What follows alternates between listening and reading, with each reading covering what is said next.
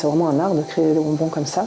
Je vivais, moi et ma compagne, et maintenant mon associé, à Barcelone. On a décidé, à un moment donné, on a voulu changer, on a voulu être plus créatif, être plus indépendant, chercher des idées. Et on a connu à Barcelone une boutique comme celle-ci, où on fabriquait des bonbons, où on rentrait, c'était magique, il y avait les odeurs, il y avait les couleurs. Et on s'est dit, ce serait trop bien en fait. On leur a demandé de faire des bonbons d'artisan à artisan. C'était 3 mois vraiment intensifs. 3 mois, c'est clairement pas assez. Ça a permis vraiment d'avoir les bases et de venir ici se lancer un peu dans l'inconnu. Et on est venu ouvrir notre boutique il y a 14 ans.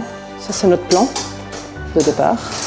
Donc partie par partie, morceau par morceau, on va construire d'abord les yeux. Ouais. Après, on passe beaucoup de temps. Pour nous, c'est très important que les bonbons soient quand même visuellement bien faits, bien coupés. Donc les petits morceaux, les morceaux un peu trop grands, on fait vraiment attention que ce soit nickel.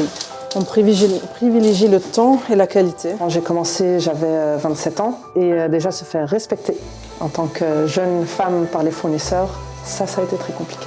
Et ça a pris beaucoup de temps.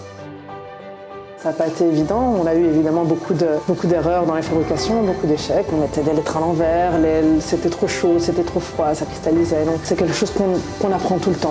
On apprend en continu et c'est vraiment un grand savoir-faire. Donc on est vraiment sur le 100% fait main, étiré à la main, construit à la main, et puis ce sera coupé un à un à la main. De la même façon, on fait énormément de bonbons personnalisés. Donc pour les naissances, mariages, des logos, des prénoms.